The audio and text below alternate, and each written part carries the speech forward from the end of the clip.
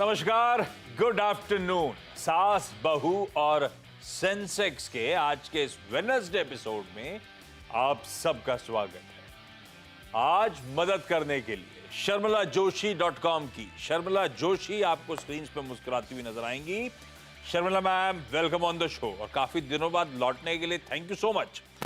बस बातचीत की शुरुआत करेंगे। अच्छा, इस शो को थोड़ा सा पेसी रखने की कोशिश होगी क्योंकि इस शो में एक इंपॉर्टेंट मैनेजमेंट भी। आज दरअसल आईपीओ खुला है गोपाल स्नैक्स का, तो उस कंपनी के मैनेजमेंट से भी चर्चा करनी है। और साथ में आज मुंबई, रेवाड़ी हरियाणा और बैंकॉक जाना है। सारी जो जुड़ चुके हैं सब आपको आपकी स्क्रीन पे रेडी नजर आएंगे। पर थोड़ा चलिए, तो एक काम करें, सीधे सीधे बातचीत शुरू कर देते हैं जब तक मैनेजमेंट दोनों रेडी हो रहे हैं। मेरे ख्याल से जो एक जुड़ चुके हैं, एक और जुड़ने का इंतजार कर रहा हूं मैं। सीएफओ साहब जुड़ चुके हैं, सीएमडी साहब जुड़ने वाले हैं। एक बार जुड़ जाए तो बातचीत की शुरुआत करेंगे। उस बीच मार्केट्स में क्या बोलना है, दिक्कत में है, लेकिन दिक्कत में निफ्टी और बैंक निफ्टी ने स्थिति संभाली है। कल भी आपको याद होगा बैंक निफ्टी ने सेकंड हाफ में इसी समय जब हम सास वो सेंसेक्स कर रहे थे, बैंक निफ्टी इंट्राडे में बाउंस बैक कर गया था और उसने समीकरण सुधार दिए थे। आज स्थिति बिगड़ जाती अगर बैंक निफ्टी सपोर्टिव नहीं होता। बैंक निफ्टी के 1% चलने के बावजूद, ये ध्यान रखिएगा, निफ्टी फिर भी 1/3% से ज्यादा का दबाव है। सबसे हेवीवेट पॉकेट इतना चली है, तब भी निफ्टी दबाव में। पर आज की हाईलाइट ये इंडेक्सेस बेंचमार्क्स नहीं है। आज की हाईलाइट है ब्रेथ। लेकर आइए स्क्रीन पे, वो सारा मूड बयां कर देगी। 1:9, इनफैक्ट हम 1:10 के रेशियो की तरफ बढ़ रहे हैं। एक उछल रहा है तो 9-10 स्टॉक्स ब्रॉडर मार्केट्स में से हैं जो दबाव में है। बहुत दिक्कत भरी स्क्रीन है। खैर, क्विकली सबसे पहले बैंकॉक जा रहा हूं निर्मला वासुदेवन जी के पास। निर्मला मैम, हाय, गुड आफ्टरनून। Good afternoon. आप बैंकॉक कैसे कब हैं? से आप वहां पे हो मैम? 30 years. 30 years? कैसे पहुंच गए वहां पे?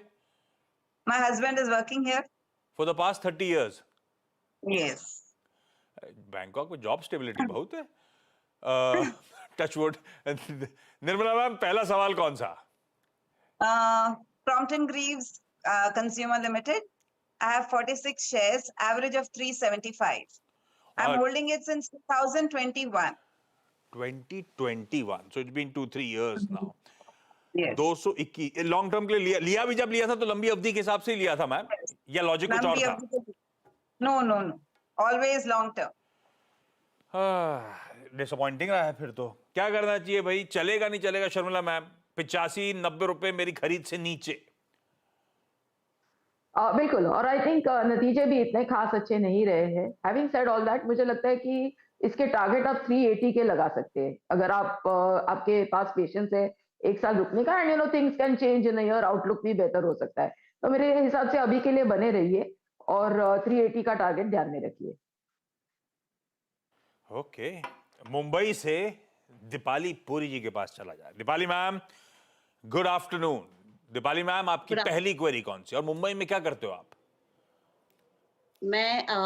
वैसे मैं ट्रैवल कंपनी में जॉब करती हूँ, but that is part time. My full time is share market only.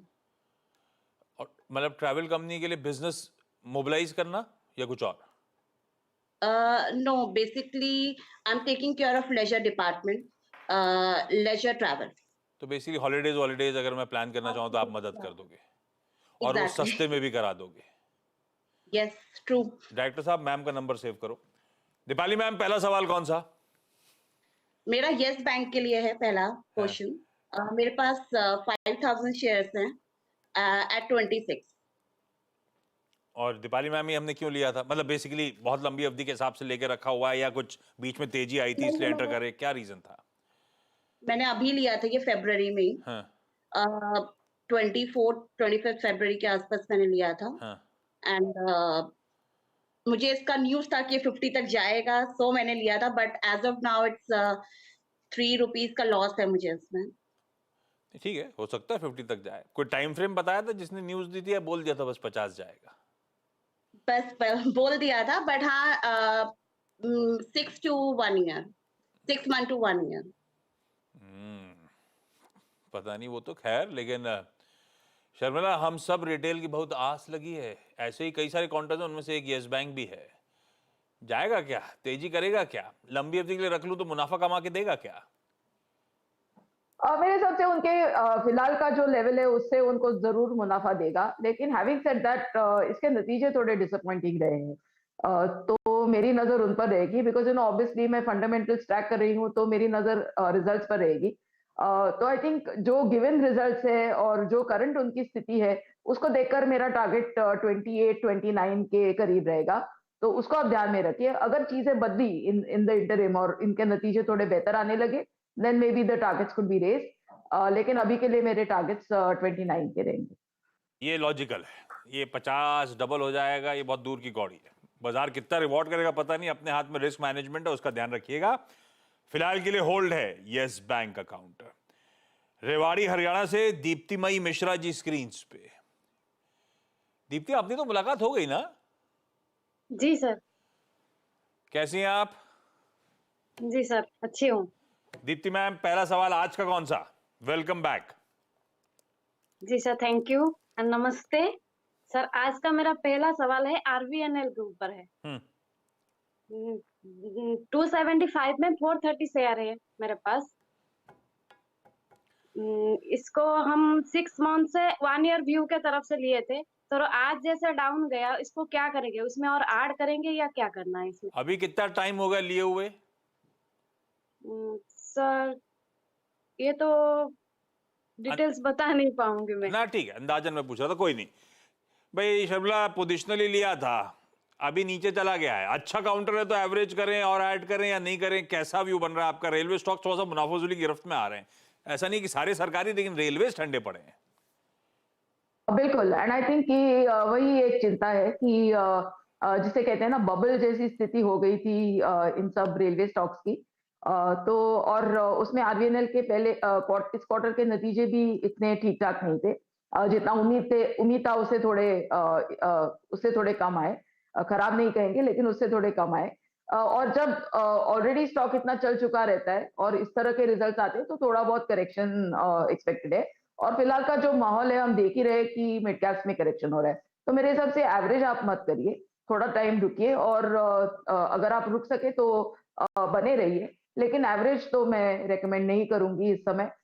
Stock मेरे हिसाब से और थोड़ा यहाँ से गिर सकता है। एवरेज नहीं करना है। क्विकली एक क्वेरी और, उसके बाद मैनेजमेंट रेडी है, बस जा रहा हूं मैं।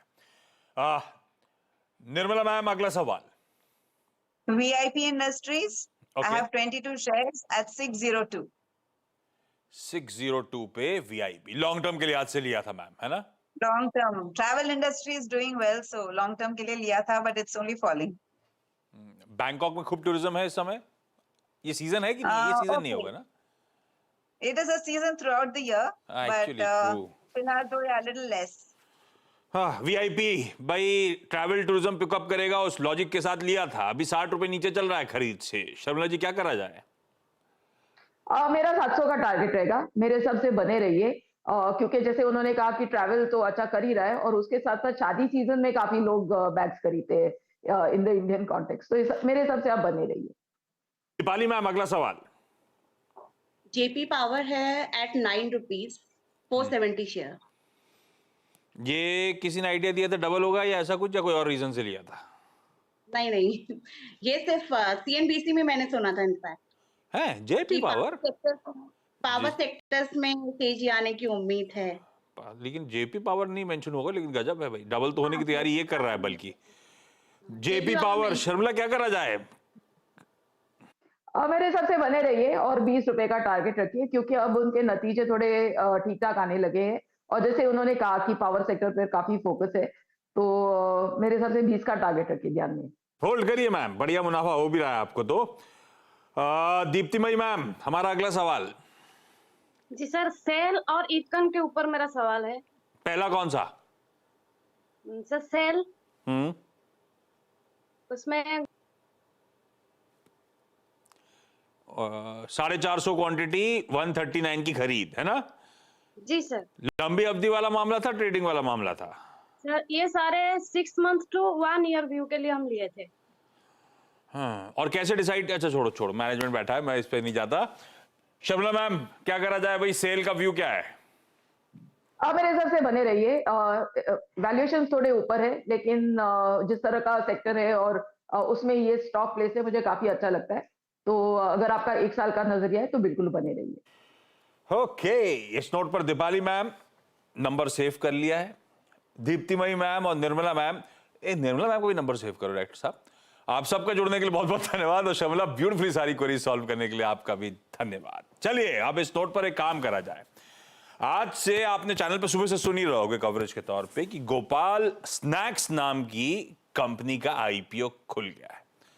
आज खुला है, अब मंडे को बंद होगा। डिटेल्स आईपीओ रिलेटेड बेसिक आपकी स्क्रीन पर आ जाएंगी। 401 रुपए का अपर प्राइस का बैंड है, 650 करोड़ रुपए मोबिलाइज करने आ रही है। इसी आईपीओ पे बात करने के लिए इस कंपनी के चेयरमैन और मैनेजिंग डायरेक्टर बिपिन भाई विट्ठल भाई हदवानी जी, और साथ में इस कंपनी के chief financial officer Mukesh Kumar Shah साहब आपको स्क्रीन पर रेडी नजर आएंगे। आप दोनों का स्वागत है, आप दोनों को हार्टिएस्ट कांग्रेचुलेशंस भाई, प्राइमरी मार्केट्स में आने के लिए, उतरने के लिए। अच्छा बिपिन भाई, आपके साथ शुरुआत करा जाए, क्योंकि बेसिक पहले धंधा तो समझा जाए, उसके बाद तो आगे की बातचीत। वो प्रोड्यूसर साहब ने लिखा था कि 30 साल पुरानी एफएमसीजी कंपनी, नमकीन बनाने का काम। आसान शब्दों में गोपाल स्नैक्स का क्विक स्नैपशॉट क्या है, धंधा क्या है, समझा दे प्लीज। ये नमकीन बनाने का ही धंधा है, और नमकीन बनाने का, मेरा पिताजी भी नमकीन बनाते थे और मैं भी 13 साल की उम्र से नमकीन बनाता हूँ। आपके हाथ का कमाल है ये कि धंधा चल रहा है, या आपके पास वर्कर आपने सबको पास ऑन कर दिया है? वो नहीं, मेरे हाथ में जो कमाल था वो अभी हमने मशीनरी में डाल दिया है, तो फुली ऑटोमेटेड प्लांट है, तो कोई किसी के हाथ की कमाल की जरूरत नहीं रहती। तो बढ़िया खानदानी बिजनेस है गोपाल स्नैक्स का, नमकीन बनाने का काम। Mukesh ji, welcome on the show. 2 concerns, मतलब आप कंसर्न्स हैं, आप जैसे भी डिफेंड करो। एक तो लार्जली पूरी तरह से एक रीजनल प्ले, मैं इसलिए कह रहा हूं क्योंकि 79% कुल रेवेन्यूज का गुजरात से, 79-80% बॉल पार्क। और दूसरा मेरे जहन में एक कंसर्न और आया, 1400 करोड़ रुपए के रेवेन्यूज लास्ट FY23 के, उसका 70% आता है वो 5 रुपए वाले टिकट साइज के वो बैग्स या पैकेट्स के थ्रू। अब पता नहीं वो इंडस्ट्री नॉर्म है या आप लोग उसको ज्यादा तवज्जो देते हो। ये दोनों कंसर्न्स हैं या इंडस्ट्री के नॉर्म्स हैं? एक तो गुजरात सेंट्रिक प्ले जो रीजनल प्ले दिखता है मुझे, और दूसरा 5 SKU वाला मामला। तो पहले मैं गुजरात से शुरू करता हूँ। हाँ। हमारा बिजनेस गुजरात से स्टार्ट किया था। 99 से जब हमने प्रोडक्शन स्टार्ट किया था, तो हम गुजरात से ही स्टार्ट किया था, और ये होम ग्रोन स्टेट है। लास्ट 4-5 इयर्स में हम गुजरात से बाहर गए हैं। आज अगर हम बात करें तो हम ओवरऑल 12 स्टेट्स में अवेलेबल है। गुजरात से 75% सेल आता है, but Maharashtra, MP, Rajasthan, UP, Karnataka, Hyderabad, Telangana, Jharkhand etcetera में भी हमारे प्रोडक्ट्स अवेलेबल है। हमारे पास करीब 84 प्रोडक्ट्स है, और हम हर कैटेगरी में अवेलेबल है। राइट फ्रॉम ट्रेडिशनल स्नैक्स जिसमें गाठिया और नमकीन प्रोडक्ट्स आते हैं, वेस्टर्न स्नैक्स जिसमें पैलेट्स, वेफर्स आते हैं, और बाकी प्रोडक्ट्स हमारे बेसन है, मसाला है, पापड़ है, नूडल्स प्रोडक्ट है। तो वाइड रेंज ऑफ प्रोडक्ट्स है। धीरे धीरे हम आउटसाइड गुजरात भी ग्रो कर रहे हैं। अब ये पेनिट्रेशन लेवल जो आप 79% बोल रहे हैं, आज अभी के टाइम पे ये 75% है, और आने वाले टाइम पे ये मिक्स चेंज होगा, और मे बी नेक्स्ट 3-4 इयर्स में will see 50-50% contribution both from Gujarat and outside Gujarat. ठीक है। अभी 5 रुपीज SKU का जो आपने बताया, यस, 75% सेल हमारा 5 रुपीज SKU से आता है। इसके पहले मैं हमारी जो स्ट्रेंथ है उसके बारे में बताना चाहूंगा। हमारे पास बैकवर्ड इंटीग्रेशन फैसिलिटीज है। हमारे जो भी मेजर फिनिश प्रोडक्ट्स के रॉ मटेरियल है, राइट, फॉर एग्जांपल हमारा बेसन प्रोडक्ट्स, हमारे मसाला प्रोडक्ट, हमारे स्नैक पैलेट्स प्रोडक्ट्स, वो 3 एंसिलरी हैं आपके पास। ये खुद हम बनाते हैं, और हम रॉ मटेरियल डायरेक्टली फार्मर से सोर्स करते हैं। So from a quality perspective और कॉस्ट वाइज हमको बहुत ही किफायती मिलता है। तो ये जो कुछ परसेंटेज ऑफ प्रॉफिटेबिलिटी जो हमारे पास because of our backward integration facility, हमारे पास एज है, वो बाकी प्लेयर के पास नहीं है। पता है, मैं मुकेश जी चैनल चेक करके आता हूँ। मैंने आपका प्रोडक्ट खा लिया है, वो एक तो उसकी पैकेजिंग मुझे बढ़िया लगी, प्रोडक्ट की क्वालिटी में भी ज़्यादा कंप्लीट बढ़िया था, सब कुछ बढ़िया था, वो अलग बात। मैं इस 5 रुपए एसकेयू की बात इसीलिए कर रहा था क्योंकि आपके लिए सबसे बड़ी चीज़ है मटीरियल कॉस्ट। 5 रुपए का प्राइस पॉइंट फिक्स्ड है, ग्रामेज रिड्यूस करने की एक लिमिट होती है, इसीलिए वो 5 रुपए का एसकेयू थोड़ा सा सरदर्द होता है। तो आप उसको कंसर्न मानते नहीं हो? इंडस्ट्री नॉर्म है लार्जली ऐसा ही होता है क्या? विपिन भाई ऐड करेंगे कुछ आप इसमें? जी हाँ, मैं इसमें ऐड ये करूंगा कि जब 5 रुपये का जो पैकेट है वो कंफर्टेबल है लोगों को। हाँ। इसमें क्या होता है, नमकीन है वो खोलने के बाद है ना उसमें हवा लगने का प्रॉब्लम रहता है, तो खोलने के बाद वो क्वांटिटी इतनी है कि पूरा एक आदमी खा सकता है। और ट्रैवलिंग में भी अब लोग है ना छोटे छोटे पैक ही साथ में ले जाते हैं, तो वो कंफर्टेबल रहता है। दूसरा ये है कि ये जो छोटा पैक है वो बहुत छोटी छोटी दुकान में भी बिकने का ज्यादा चांसेस रहता है, तो अदर बड़े पैक भी हम बना रहे हैं, लेकिन उसके शॉप है वो बड़ी शॉप में ही वो बिकता है, छोटी शॉप में सब छोटा पैक ही बिकता है। अच्छा, 650 करोड़ रुपए आप लोग विपिन भाई मोबिलाइज कर रहे हो, कंपनी के पास कुछ नहीं आना, पूरी तरह से एक ऑफर फॉर सेल है जिसमें प्रमोटर्स अपना स्टेक रिड्यूस कर रहे हैं। क्यों कर रहे हैं? ये इसलिए कि कंपनी में डेट फ्री है, कंपनी में कोई डेट नहीं है। और दूसरी बात यह है कि हम 2 भाई सेपरेट हुए तो मैंने लोन लेके उसको पेमेंट किया था, और वो लोन चुकाने के लिए ही आईपीओ का यूज होगा। पूरा वो लोन हम चुका देंगे तो वो डेट फ्री हो जाएगी। वो भाई का दरअसल आपने 26% स्टेक खरीदा था, उसके लिए आपने लोन उठाया था, अब वो पैसा भुना के उस लोन को चुका दोगे आप, अपना पर्सनल लोन। ये इन्हीं ब्रदर ने वो कंपीटिंग गोकुल ब्रांड बाजार में लॉन्च कर रखा है ना, उससे कोई डेंट तो नहीं आता आपके धंधे पे? डेंट आया था, 2 साल तक ग्रोथ स्लो हुआ था, लेकिन अगले साल में वो सब रेगुलराइज हो जाएगा। ये ग्रोथ स्लो होना एक्चुअली मेरे को बड़ा मीनिंगफुल कंसर्न। FY21 से FY23 के पूरे साल के फाइनेंशियल्स आपने दिए, उसमें आय बढ़ी इस दौरान 11% सालाना की दर से, पर FY23 में लास्ट फाइनेंशियल ईयर में केवल 3% आय में उछाल, और अब FY24 की पहली छमाही में दरअसल आय साल दर साल 3% गिर गई। तो ये आंकड़ा लगातार ठंडा पड़ रहा है। आप कह रहे हो आया था डेंट इस कंपटीशन के चलते और हालात आगे इंप्रूव होंगे, वो कॉन्फिडेंस कैसे आ रहा है? वो लास्ट 3-4 क्वार्टर से हमारा लगातार ग्रोथ आ रहा है, और जो डेट आई थी वो अगले साल में और वो आई थी, और वो अभी ये करंट ईयर में हमारा ग्रोथ आ रहा है क्वार्टर टू क्वार्टर। ग्रोथ पटरी पे आ रही है पिछले कुछ क्वार्टर से, उससे भरोसा बढ़ रहा है। मुकेश भाई, ये ग्रोथ अपने चैलेंजेस होंगे, अच्छी बात ये मार्जिन प्रोफाइल, डायरेक्टर साहब जो ग्राफिक दिखाया था स्क्रीन पे दिखाना, लगातार मार्जिन इंप्रूव हुए हैं, एक्सपेंशन है। ये मार्जिन इंप्रूवमेंट कैसे आ रहा है? ये आपके जो वेस्टर्न स्नैक्स, ये वेफर्स वगैरह बेहतर मार्जिन प्रोडक्ट्स, ये प्रोडक्ट मिक्स बदल रहा है, उसका फायदा है या कुछ और है? दूसरा, मेरे लिए एक और कंसर्न था, 3 प्राइमरी मैन्युफैक्चरिंग यूनिट्स, 3 एंसिलरी, कुल मिलाकर 6 यूनिट्स, 40% कैपेसिटी यूटिलाइजेशन, और इस साल की पहली छमाही में तो और रिड्यूस हो गया है। ये इतना कम कैपेसिटी यूटिलाइजेशन ऐसे कैसे चलेगा? ना तो ये हाँ, मुकेश भाई बोलें। ठीक। कैपेसिटी यूटिलाइजेशन की बात करें तो हमने नागपुर के प्लांट करीब 3 साल पहले लगाया था, और मोडासा का प्लांट पिछले 2 साल में लगाया है। तो जब हमने फैसिलिटी के प्लान किए थे तो हमने बहुत ही लार्ज स्केल में हमने फैसिलिटी बनाया है, तो वो फैसिलिटी धीरे धीरे वहाँ पर यूटिलाइज होगी। जैसे जैसे हम आउटसाइड गुजरात में पेनिट्रेशन अपना बढ़ाएंगे और ग्रो करेंगे, तो नागपुर का कैपेसिटी यूटिलाइजेशन आपको दिखेगा। रिगार्डिंग मार्जिन की बात करते हैं तो मार्जिन हमारा 13 से 14% पे स्टेबल है, क्योंकि आज के समय 5 रुपए एसकेयू में हम 25 ग्रामेज का ऑफरिंग करते हैं, जो कि कंपैरिजन अदर प्लेयर से भी अगर हम कंपेयर करते हैं तो सिमिलर ग्रामेज हमारे ऑफर में आते हैं। आउटसाइड गुजरात में इनफैक्ट हम 5 रुपए में जो 25 ग्राम देते हैं, बाकी प्लेयर थोड़ा कम रहता है उससे।